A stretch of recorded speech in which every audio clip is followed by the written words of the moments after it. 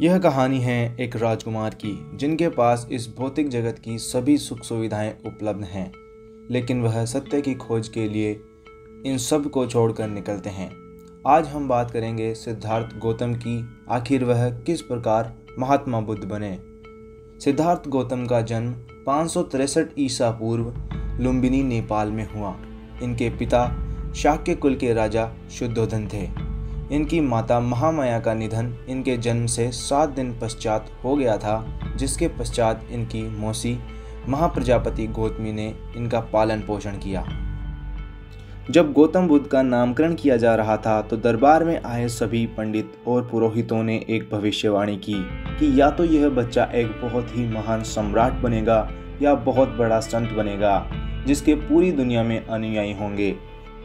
लेकिन गौतम के पिता यह बिल्कुल नहीं चाहते थे कि सिद्धार्थ गौतम एक संत बने।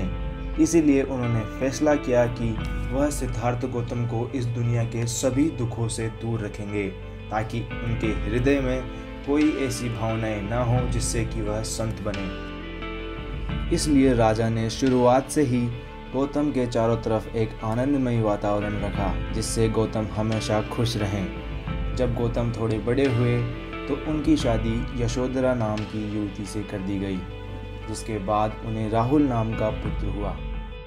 एक दिन गौतम को नगर भ्रमण करने का विचार आया, तो वह अपने सारथी के साथ नगर भ्रमण के लिए निकल गए। रास्ते में उन्होंने एक बूढ़े व्यक्ति को देखा। वह बहुत आश्चर्य से बोले, अरे इसे क्या हुआ। सारथी ने बताया, महाराज यह एक बूढ़ा व्यक्ति है। समय के साथ सभी लोग बूढ़े हो जाते हैं, यह एक आम बात है। थोड़ी दूर चलने के बाद गौतम को एक बीमार व्यक्ति दिखा। उन्होंने सारथी से पूछा, अरे इसे क्या हुआ। तो सारथी ने बताया, महाराज यह एक बीमार व्यक्ति है, कभी कभी यह शरीर बीमार हो जाता है। थोड़ी दूर चलने के बाद उन्होंने किसी व्यक्ति की मृत्युशैया देखी। उन्होंने पूछा, ये व्यक्ति ऐसे लेटा क्यों है। सारथी ने बताया, महाराज ये लेटा नहीं है, यह आदमी मर गया है। एक दिन यह शरीर बूढ़ा होकर मर जाता है। गौतम ने पहली बार बीमारी, बूढ़ापन और मौत के बारे में सुना था। यह उनके लिए बिल्कुल नया था। वह बहुत ही गहन चिंतन में डूब गए कि एक दिन मैं मर जाऊंगा और मैं पता नहीं किन कार्यों में व्यस्त हूं। अब गौतम के मन में सत्य की खोज की लालसा उठ चुकी थी। वह सत्य की खोज करना चाहते थे, लेकिन वह अपनी प्यारी पत्नी और छोटे बच्चे को छोड़ नहीं पा रहे थे।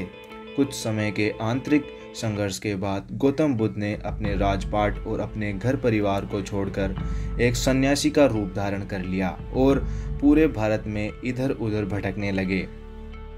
वह एक समान की तरह घूमने लगे। समान वह सन्यासी होते हैं जो किसी से खाना नहीं मांगते, क्योंकि वह जीवन चलाने की मूल प्रकृति को अनदेखा करना चाहते थे। लंबे समय तक भटकते रहने के बाद जब उनके शरीर में मात्र केवल हड्डियां और लटकती चमड़ी बची, फिर वह निरंजन नदी पर पहुंचे।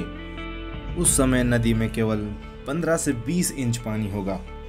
आधी नदी पार करने के बाद गौतम बुद्ध अगला कदम नहीं बढ़ा पाए। उनकी पूरी ताकत खत्म हो चुकी थी। अब वह एक कदम भी नहीं बढ़ा पा रहे थे। लेकिन गौतम हार मानने वाले इंसानों में से नहीं थे। उन्होंने एक पेड़ की टहनी पकड़ ली और बस खड़े रहे। बहुत लंबे समय तक खड़े रहने के बाद उन्हें एहसास हुआ कि वह क्या है जिसे वह खोज रहे हैं।